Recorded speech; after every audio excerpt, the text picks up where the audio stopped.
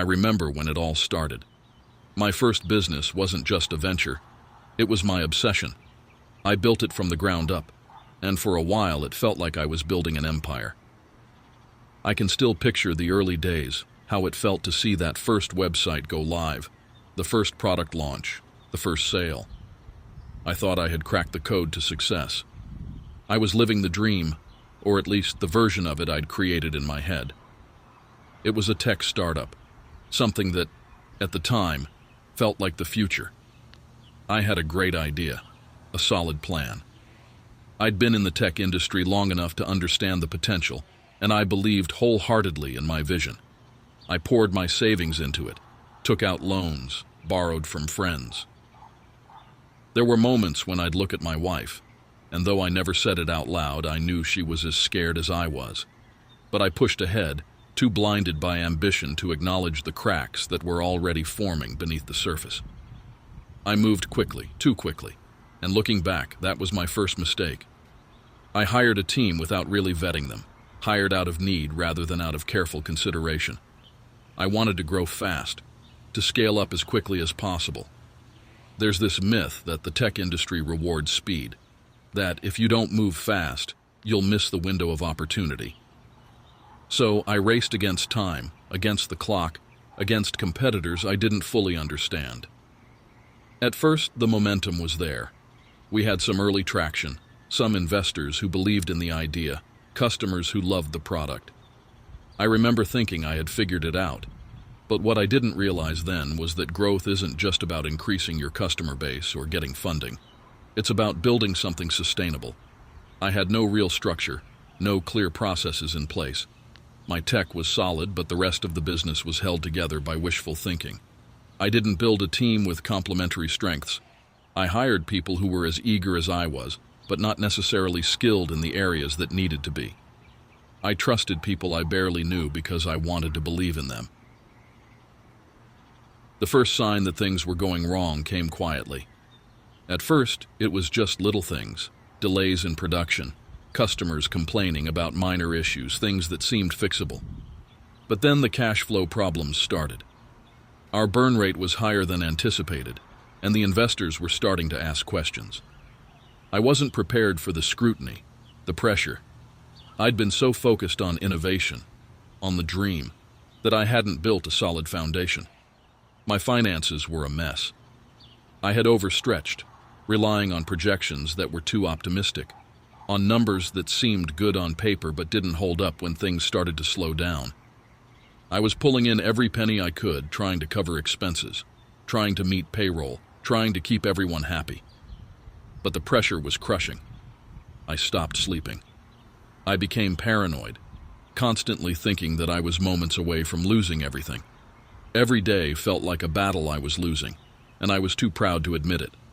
I didn't want to acknowledge that the dream was crumbling.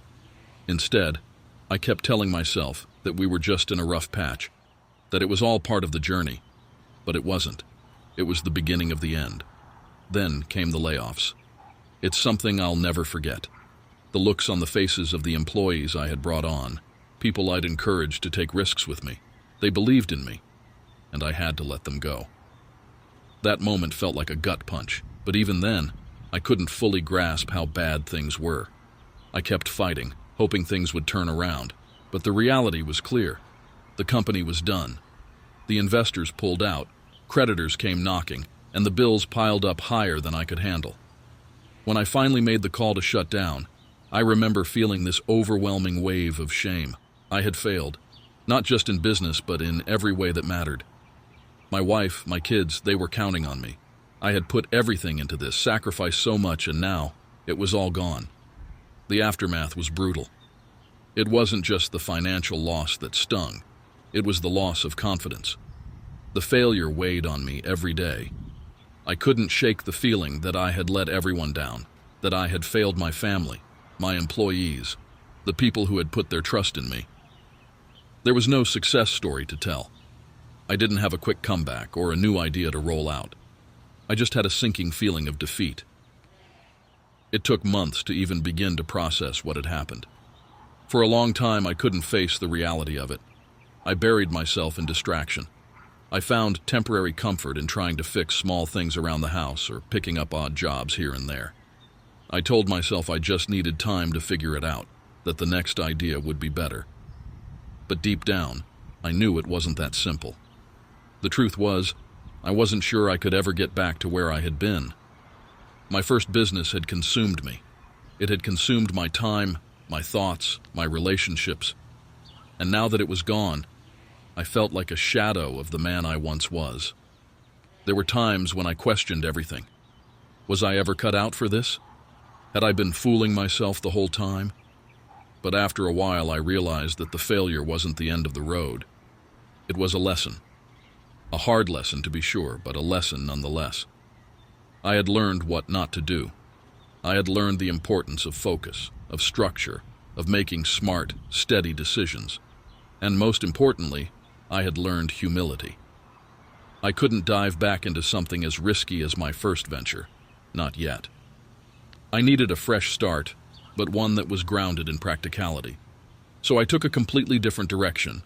It wasn't glamorous, it wasn't flashy, but I started a home improvement business.